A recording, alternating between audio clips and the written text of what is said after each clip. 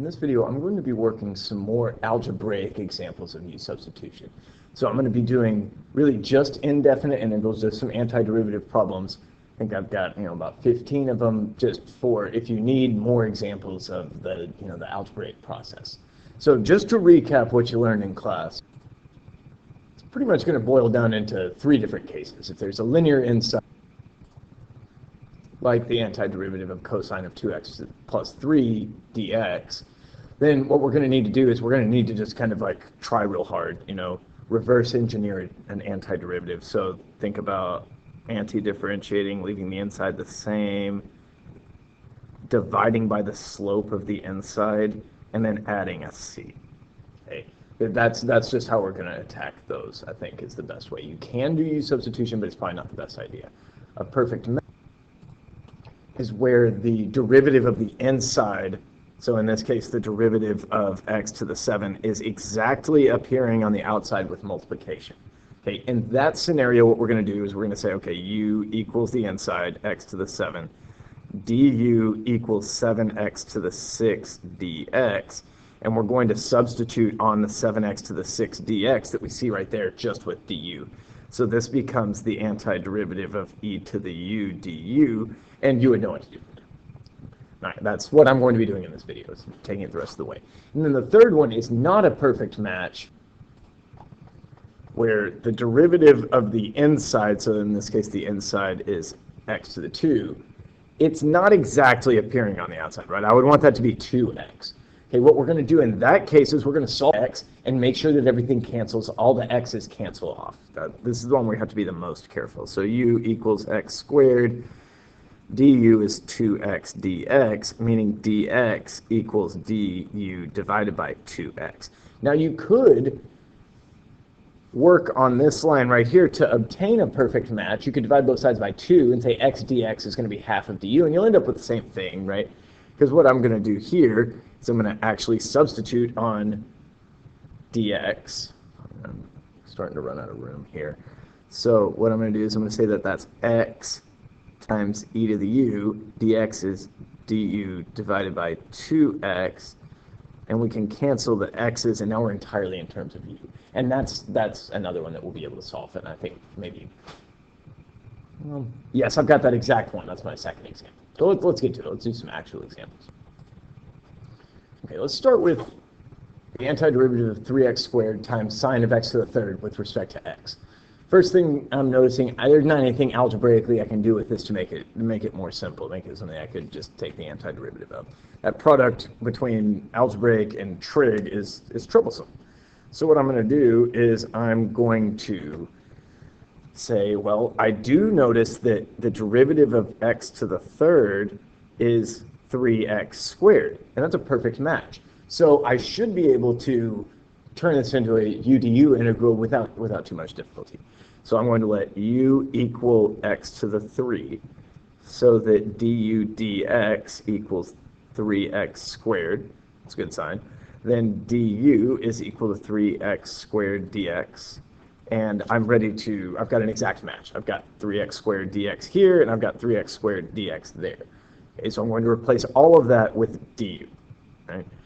And so I'm going to say that this integral has become the antiderivative of sine of u, and then all the stuff in yellow got replaced with du. Okay. I don't know how to take an antiderivative of sine of u with respect to u. You think, what's a function whose derivative is sine of u, or its derivative with respect to u? And that would be negative cosine of u. Let's see. And then, because this is a question that asks about an antiderivative of a function of x with respect to x, I probably shouldn't have any u's in there, so I'm going to just substitute backwards. U equals x to the third. And, what might be a good idea is to just pause the video and check that if you take the derivative of negative cosine of x to the third plus c with respect to x, you're going to get 3x squared sine of x to the third. All right, now let's go back to that x e to the x squared problem. Okay, this one is not going to be an exact match because the derivative of x squared is not x. It's proportional to x though, so we will still be able to use u substitution. So I'm going to say I'm going to let u equal x squared. then du is 2x dx. And in order to, get rid of that x and dealing with that the right way, I'm going to solve for dx. Okay. So now I'm ready to substitute. I'm going to have e to the u, and I'm still going to have that x hanging around, but hopefully I can get it to cancel because dx is equal to du divided by 2x. And we're going to notice that we can cancel off this x and that x, and I'm working with the antiderivative of e to the u divided by 2, so 1/2 e to the u du. And if you're like, I know how to take the antiderivative of 1/2 e to the u with respect to u, then you just go ahead. But if you want, you can also factor that out in the front. Whoops, that's not what I meant to say. Let's say e to the u du, and then that will be 1/2 of e to the u plus c. And you could put the e to the u plus c in parentheses, or you could not, because it's just going to be the exact same, right? You would just have a different value of c. All right. But there's more. Okay, I almost forgot. That's 1/2 e to the x squared plus c. All right, this third example is kind of our third case where the inside is linear. Ax plus b is a linear function, and then we're taking that linear function to the 5th power. So what we're going to do is I'm going to show you how you would do this with u substitution, but first I'm going to say, okay, if you believe me on the linear inside business, what you're going to do is take the inside and anti-differentiate it, and anti-differentiate the outside, leave the inside the same, I guess is what I'm saying. Add 1 to the power, divide by the new power, leave the inside the same, and then divide by the slope of the inside. And so the slope of the inside is a, so that would be 1/6a times ax plus b to the 6th power. Okay. But how would we show that using u substitution? Right? We can do that. I think I may have shown you this in class, depending on how much time I had to work examples. It's kind of a short day, so I'm going to let u equal ax plus b. So du is du dx is a, right, because it's a linear function, or the derivative of ax is going to be a, and the derivative of b is going to be 0, meaning du is equal to a times dx. I don't have an a dx, so I'm going to solve for dx. That's going to be du divided by a. So now my integral is equal to, I'm going to have to go over here to the left, I'm going to say it's the integral of u to the 5 times du divided by a. Okay, 1/a is just a number, because a is just a number, so I can factor that out. 1/a times the antiderivative of u to the 5 with respect to u. And that's going to be add 1 to the power and add c. We don't do algebra with plus c if we're dividing by a real number, multiplying by a real number, or whatever. So we're just going to say that's 1/6a times u to the 6, which u is equal to ax plus b. So I'm going to actually make that happen.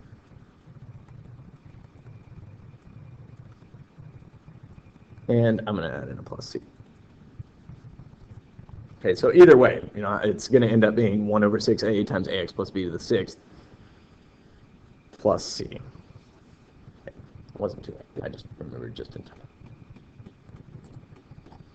All right, this is an example that I did not think to bring up in class because I was really just focusing on, actually doing u substitution. But I think this is a really good one to point out that, you can't use u substitution for everything. And some things just you can't really work with. Some things are beyond help. And this is one of them. So I'm going to say, okay, suppose usually with these trig ones, you let the argument of the trig function be u. So I would let u equals x squared, right, if this was going to work. But then I do du equals 2x dx. I don't see 2x dx around anywhere, so I'm just going to solve for dx. And then when you make that substitution, this becomes sine of u, and that's good, but then dx becomes du divided by 2x. And now I've got u's and x's commingling in an antiderivative. And this is a single variable calculus class, so that's just not a good sign.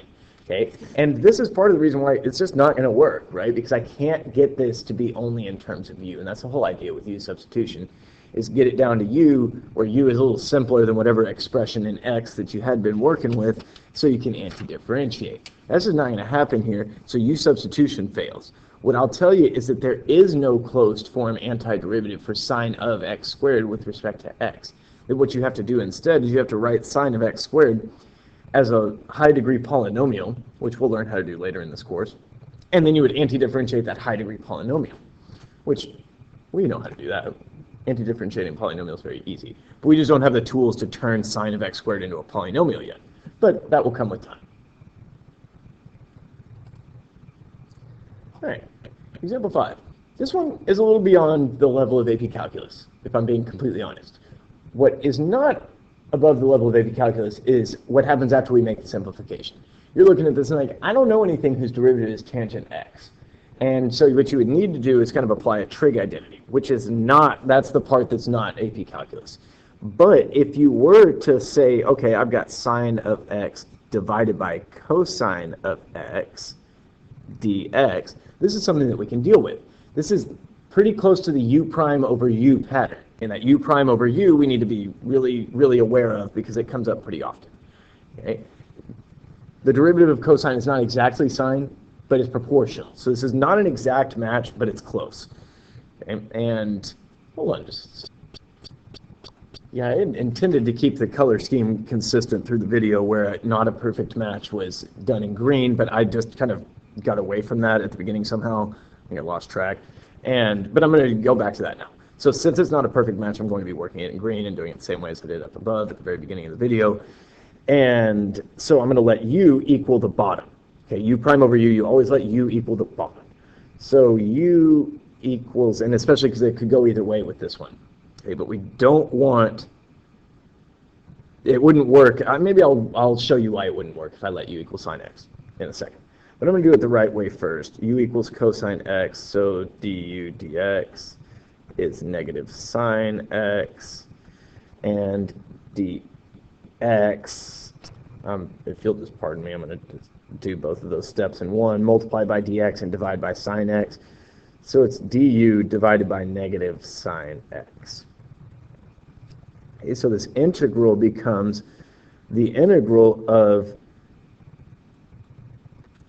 sine of x divided by cosine, no, the cosine of x is u, not cosine of u. So this is divided by u, multiplied by dx is du over negative sine x.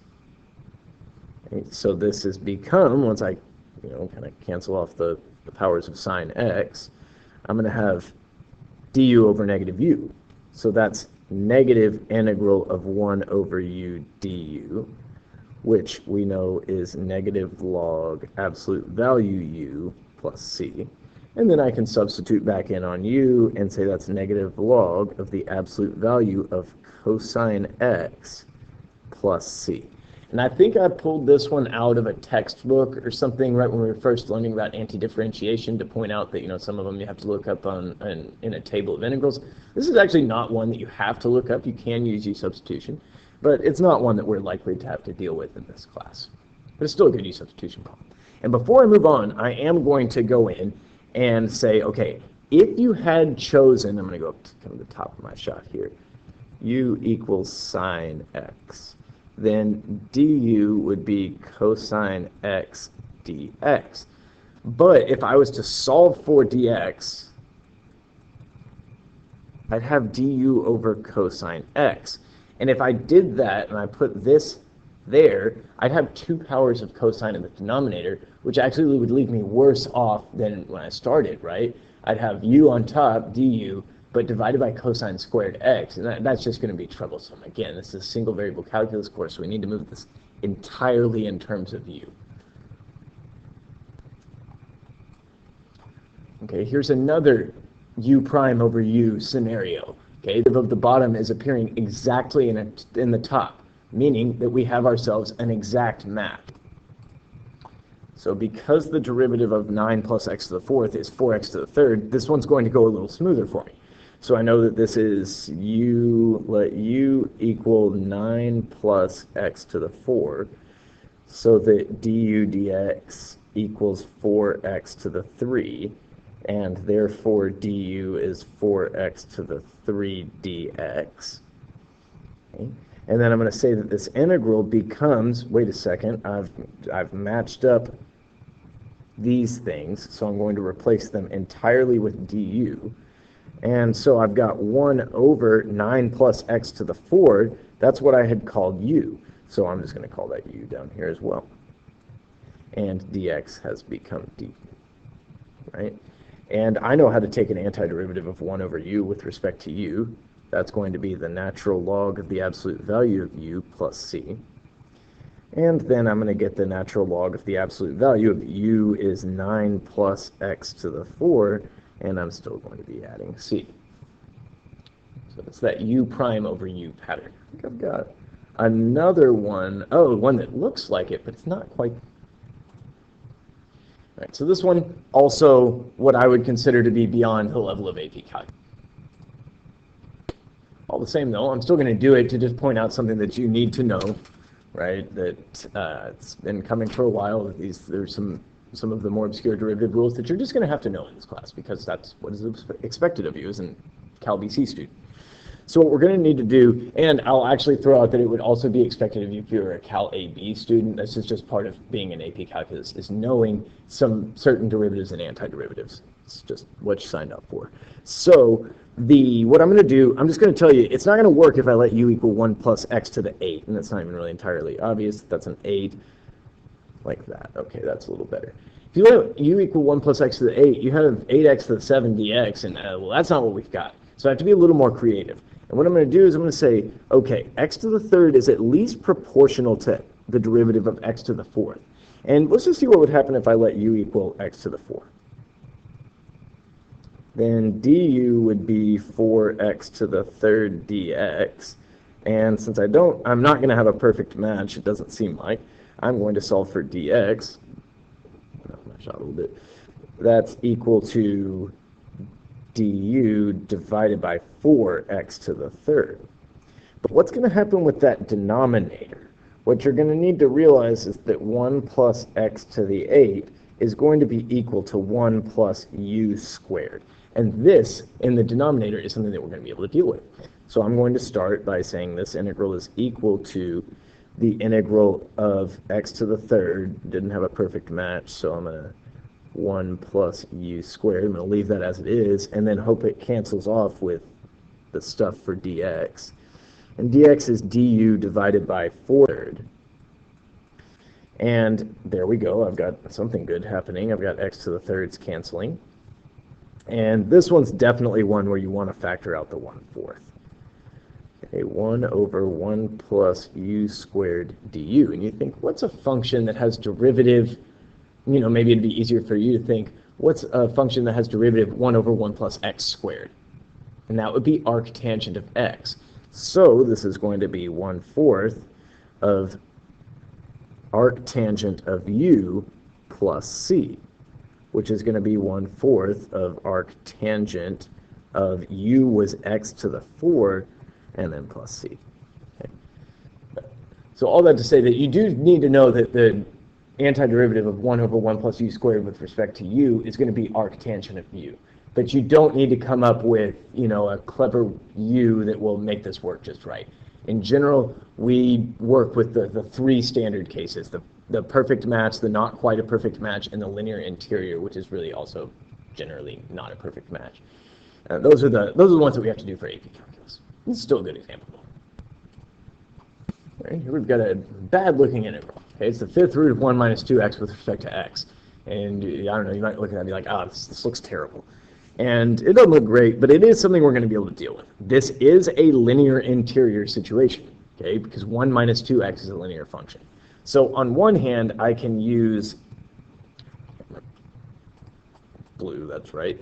I can use the trick and say that, okay, this is the antiderivative of, either way we're going to need to write that as the 1/5 power, 1 minus 2x to the 1/5 with respect to x, which is going to be add 1 to the power while leaving the inside the same. So 1/5 plus 5/5 is going to be 6 over 5. Divide by the new power, which is going to be like multiplying by 5/6, and leave the inside the same.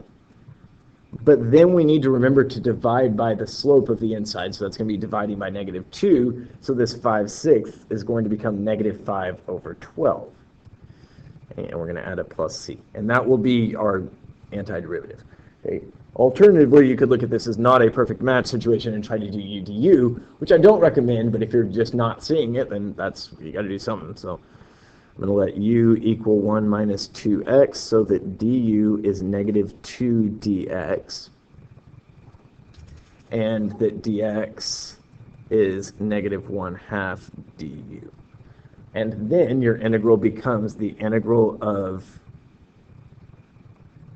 I don't really even need the parenthesis, I guess, because it's going to become u to the 1/5 times -1/2 du.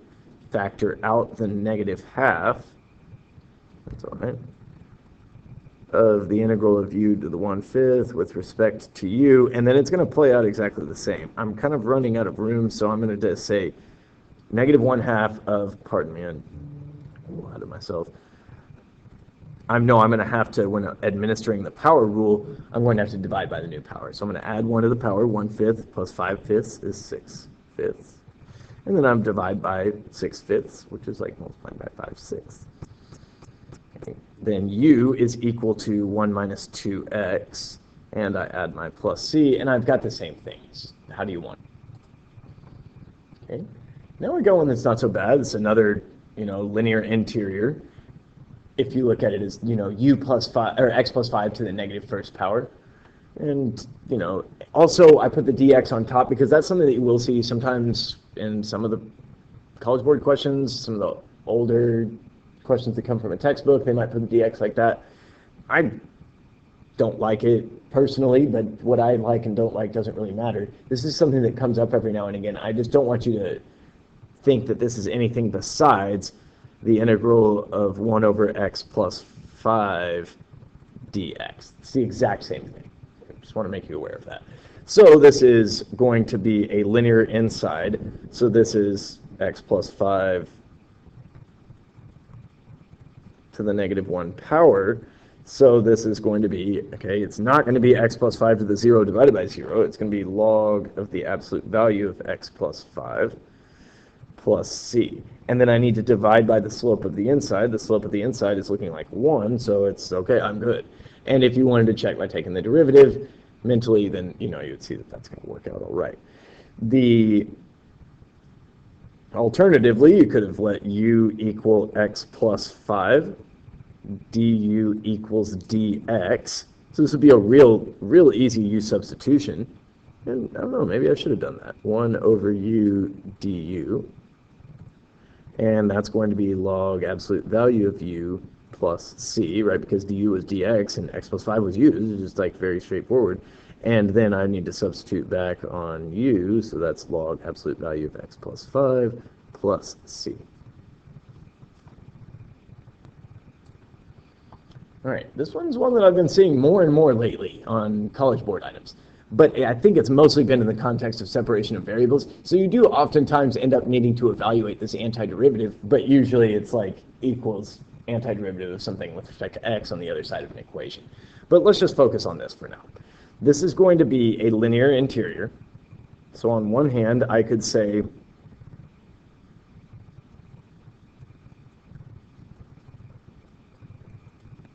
kind of like I did before, and that would be log of the absolute value of 2 minus y plus c, but I need to divide by the slope of the inside. The slope of the inside is right there. It's -1, so that would be negative.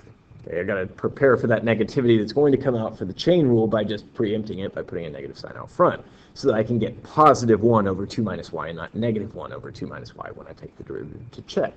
But if I'd had to do u substitution, I'd have said let u equal 2 minus y. So du dy is equal to -1, so du is equal to negative dy, or dy equals negative du, however you feel like it.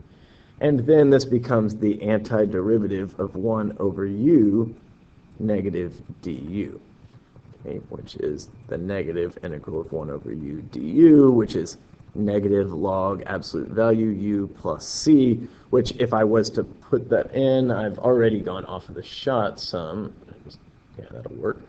And then that'll be down here, negative log of the absolute value of 2 minus y plus c. Either way, that's what we're going to get. All right, now here, this is one that looks like the u prime over u pattern, because we know that the derivative of log of x is 1 over x, and so it's like, I see them and it's divided, but it's not exactly u prime divided by u, right? Because the derivative of x is not log of x. Okay? What you're going to want to do with this one is say, wait a second, the derivative of log of x is 1 over x. So it's best when we see f prime of g of x times g prime of x dx. That's the easiest way. It's going to be a perfect match. If I write it as antiderivative of log of x multiplied by 1 over x dx. I'm going to even write it like that. And if you see why I'm going to do that, then you'll understand. But this is going to be a perfect match scenario. So I'm going to let u equal log of x, so that du dx is equal to 1 over x, and du is 1 over x dx, and dx is x du. Okay. Pardon me, this is a perfect match. I did not need to solve for dx. But if you wanted to, then you would see that the x and the divided by x, they are going to cancel. But I don't think we need that. I'm going to say 1 over x dx. Hey, I got that right there. That's du. So I'm going to make that happen. Meanwhile, also, I do have log of x equaling u. So this is going to become equal to the integral of u du. Right?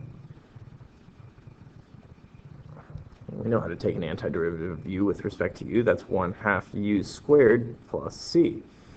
And then plug back in on u, and we're going to get 1/2 log of x squared plus c. Okay. I've seen that one come up a few times. It's a pretty common u substitution example. Okay, now this one doesn't look like it, but this one actually is a u prime divided by u scenario. Okay, but again, you might see that, okay, I know the derivative of log of x is 1 over x, and that's going to be enough for us to work with. Okay, and then this is also going to be a perfect match if I write it the right way. Okay, but suppose you didn't exactly see it, and you just wanted to kind of start down the road towards, I'm just going to say I let u equal log x. Then du is 1 over x dx, just like before, so that dx equals x du. And then I could kind of be like, okay, well, this is going to become 1 over x times u, because u is log x, and then dx is x du, right? And then we could cancel off the x's, and it's going to be 1 over u du. Okay? If you were to just be like, okay, I'm just going to take that and see how far I can run with it. Okay? If you see it's going to be a perfect match, then we can rewrite this as something like 1 over x in the numerator divided by log of x, right? Because that would be the same thing. Dividing by log of x is like multiplying by 1 over log of x. And if I multiply 1 over x times 1 over log x, then that one I'm going to get 1 over x log x. Okay, and then this is going to be a perfect match, because 1 over x is exactly what I'm going to get when I let u equal log of x.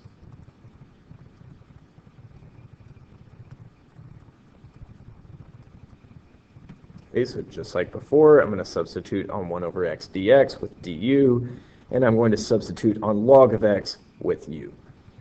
Okay, so this is becoming equal to, the yellow has become du, still anti-differentiating, and I've got 1 over u in the denominator, right? Because that's where the log of x showed up. Okay, and this is going to be equal to log absolute value u plus c. And then you go and you look, what was u? U was log of x, and so this is log of the absolute value of log x. No absolute values on the inside, though, right? Because there was no absolute values up there. Okay, and then I'm still adding c. So that one's kind of weird, but that one I know for a fact comes back later in the course a couple of different times, specifically when we go to study series. That's one that we're going to need to know. And I think also when we do improper integrals, like we might find the amount of area under the graph of 1 over x log x between, say, x equals maybe 2 and infinity or something like that. But we don't know how to do that yet. That will come soon enough. All right, now this one looks a little wild. Okay, because it's got all sorts of stuff going on.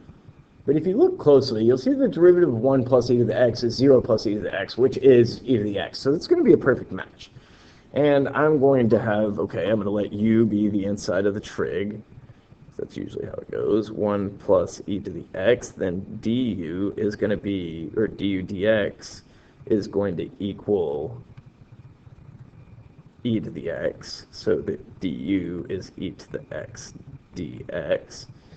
And then this has become the integral of cosine u, e to the x dx is du, and I'm going to say, okay, an antiderivative for cosine is going to be sine, so it'll be sine of u plus c.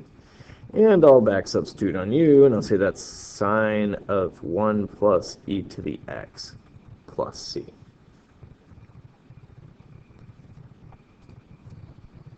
Okay, kind of like some of the other ones that I've mentioned, maybe beyond the scope of AP Calculus. This one is because of the, the simplification that you have to do before you substituting. And so what I'll do is I'm going to rewrite sine cubed x as sine of x times sine squared x. Or maybe I'll call that sine squared x times sine x dx. Yeah, that's going to be the thing to do. Then I'm going to apply a trig identity, because, okay, we know cosine squared x plus sine squared x equals 1 for any x. That gives me that sine squared x. I can solve for it and say that's 1 minus cosine squared x. Okay, and then I'll say that this integral is equal to 1 minus cosine squared x times sine x dx. You might still be like, the derivative of 1 minus cosine squared x is not sine of x, dude. Like, what are you doing? And so what we need to do is we need to go with something close. Think about something that whose derivative is sine of x, right? Or at least related. Now it's going to be cosine x. So I'll let u equal cosine x so that du is negative sine x dx. And okay, so that sine x dx is going to be negative du.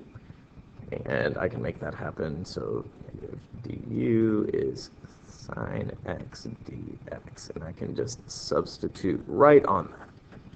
Okay, right here. Whoops, that was not what I meant to have happen. I have to highlight that in yellow so that I could substitute on that. And now I need to make that smaller so I can fit it in the window. And now what have I got? I've got, oh, okay, so this is equal to the antiderivative of 1 minus u squared times negative du. So I'm going to put the negative here and the du there. And wait a second, I can do that. That's not so bad.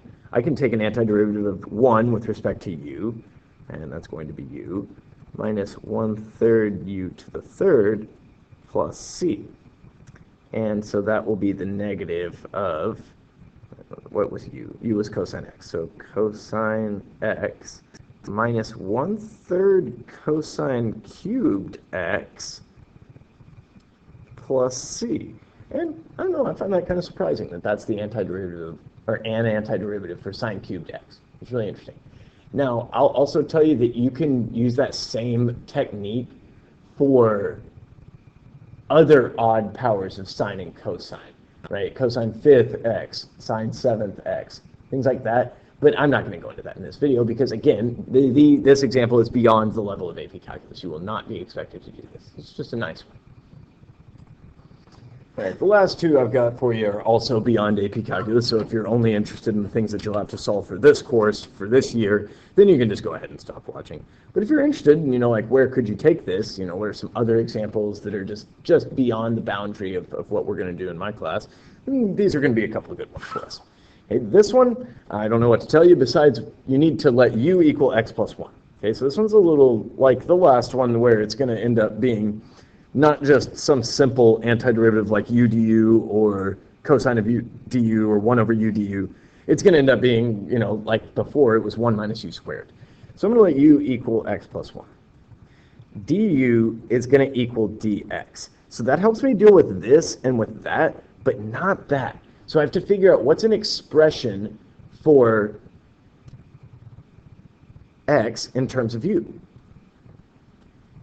And that's where I'm going to actually work with that thing. And I'm going to say x is equal to u minus 1.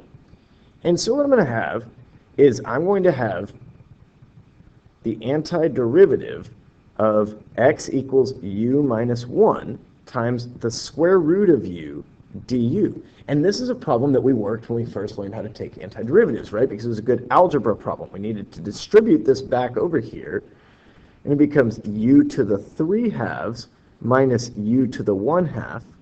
And now it's just power rule. So add 1 to the power, divide by the new power. Add 1 to the power, divide by the new power, add c. And then I'll have, well, what is going on here? Oh yeah, I need to just substitute on u. Why I keep freezing up at that step. 2/5 of x plus 1 to the 5/2 minus 2/3 of x plus 1 to the 3/2 plus c. I have a hard time believing that is an antiderivative for x times the square root of x plus 1 with respect to x, but I trust the u substitution. I trust the work I did. All right, now this last one is one that I don't know if I would label this beyond the level of AP calculus, but using u substitution on this is definitely beyond what you're expected to do. I think I've seen ones like this before. There are multiple choice, and they boil down to take the derivative of the answer choices. And that's a perfectly fine technique for dealing with multiple choice antiderivatives that are more difficult than average. But I'll show you how to algebraically show what this is. Okay, so I'm going to say it looks kind of like arctangent, right? Or the derivative of arctangent, which is 1 over 1 plus x squared. So what I'm going to do is I'm going to try to get it as 1 over 1 plus x squared, and I'm going to do that by factoring a 4 out of the denominator.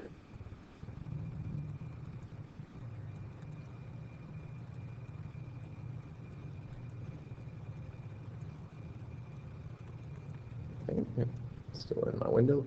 And then I'm going to do something maybe a little clever. I'm going to, not that I thought of it, 4 times 1 plus, that's x divided by 2 squared. And now I chose 4 for a specific reason, right? This needs to be a square number down there. Otherwise, this technique won't work as well. Or, I mean, it might work, but you end up with, really bad irrational numbers. Like, I don't know, I was thinking about a square root of 3, but then I don't have a square root of 3 in this scenario. I'm factoring out the 1/4, right?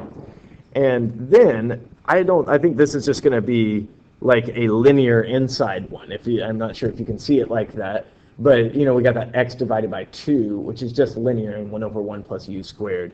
But so maybe you don't see it like that. Maybe like this is not going to be a perfect match, so I'm going to let u equal x divided by 2. So du dx is 1/2, and du is 1/2 dx. Okay. And dx is 2 du. Yes. Okay, and now I can make that substitution, and this has become 1/4 of the integral of 1 over, I'm not going to put that 1 there, maybe you'll see why, 1 plus u squared, dx is du multiplied by 2. So now I'm going to factor that out, that 2, and I'm going to get 2 divided by 4 times the antiderivative of 1 over 1 plus u squared with respect to u, which is going to equal 1/2 of arctangent of u plus c. But then I'm going to do that last step where I'm going to, hopefully I erased it, replace x or u with x divided by 2. And that's how we get 1/2 arctangent of x divided by 2 plus c. And I think that's going to be all of the examples I've got for you in this video. I already did, an example or a video with lots of examples in the lesson. I'm going to have an extra practice problem set and regular homework. So there's just going to be lots of videos available for you, substitution, lots of practice available for you in case you need it. But thanks for watching.